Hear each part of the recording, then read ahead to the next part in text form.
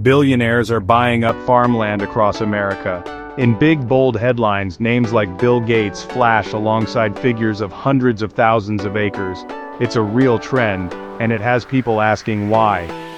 On social media, the story has morphed into something alarming. Posts claim these billionaires are plotting to control our food supply, to change the climate, even to collude with governments in some secret scheme. One viral tweet puts it bluntly: Bill Gates is the largest landowner and now there's a food crisis, implying that's no coincidence. Conspiracy theories are spreading like wildfire. Today we take a closer look.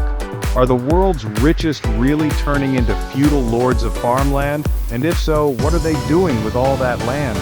Is there any truth to these conspiracy claims? Let's investigate. Here are the facts.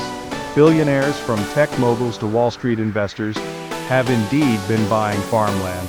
The most famous is Bill Gates, who owns around 270,000 acres of U.S. farmland. That's made him the biggest private farmland owner in the country. But 270,000 acres is a tiny slice, less than 0.1% of America's farmland. In reality, our food comes from a vast network of farms. No single person can realistically control the food supply with such a small share. Why are billionaires interested in farms?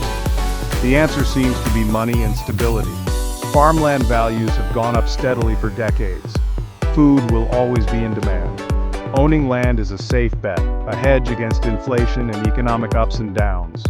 One report noted farmland has often outperformed the stock market in returns. So for investors, this is a smart long-term play. Basically, farmland is the new gold for those who can afford it. Now what about those conspiracy theories? Let's break down a couple of the biggest ones. Claim 1.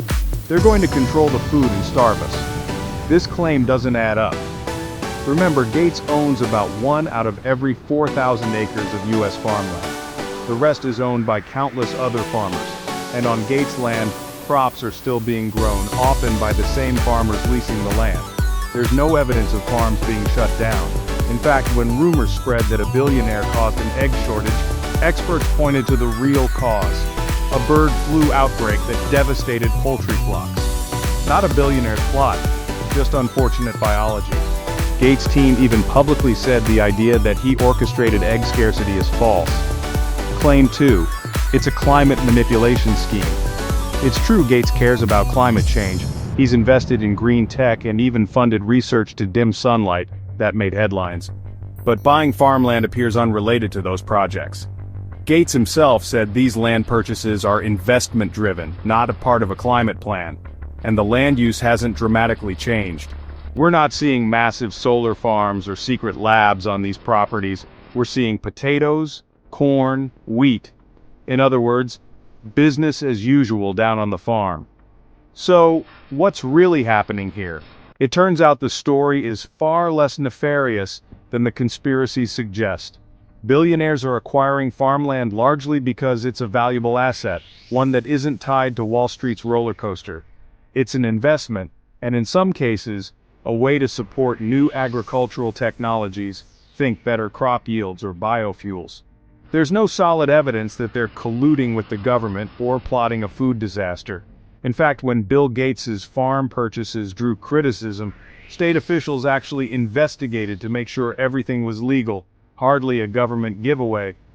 Now, none of this means there are no concerns.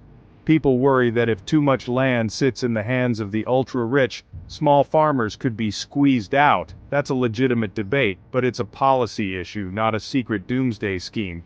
It's important to separate fact from fiction here.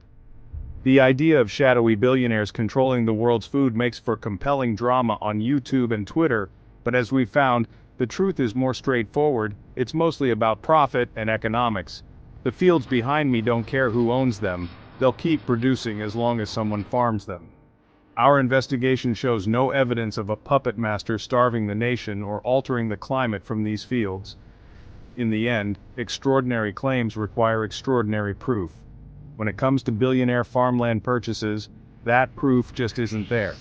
What is happening is a real discussion about land, money, and the future of farming. And that's the conversation we should be having, grounded in facts. Thanks for watching, and remember to stay curious but also stay skeptical of claims that sound too wild to be true, because often they are.